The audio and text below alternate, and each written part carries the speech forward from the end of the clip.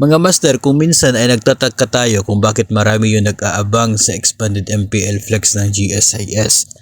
May buyout kasi yon sa mga loan sa bangko. Ano po ba yung kanya pong magandang epekto? Pinapakita po natin dito mga master yung expected ito pong monthly amortization ng loan sa bawat 100,000 na loan. Sa mga bangko po na authorized ng DepEd, maximum po ay nasa 2,108 yung monthly amortization sa bawat 100,000 na loan. Pero if ever po na maging available itong expanded MPL, wala pa pong guidelines, pero yung nakikita po niyo na 1,112 na amortization ay nakabase po yan doon sa current na existing offer ng MPL Flex. Yung current loan ng GSIS, meron kasi yung 6% per annum computed in advance na interest rate at nakabase rin sa rate doon ng loan redemption insurance for 15 years. Ina-expect po natin na 15 years po yung term ng loan. Yun po yung ginamit natin sa pag-compute ng 1,112 na yan. So, nandiyan na po yung amortization ng loan, pati na po yung sa loan redemption insurance.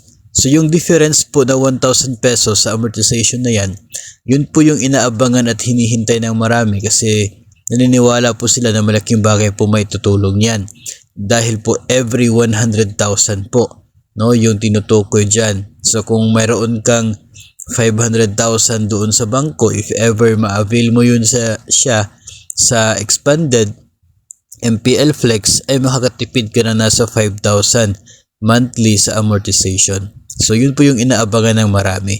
Pero tandaan po na assuming na matutuloy po na ganito po na mga kondisyon, yung utang po ninyo sa PLIs na dating 5 years or siguro nasa 4 years or 3 years na lamang yan ngayon, ay magiging 15 years po.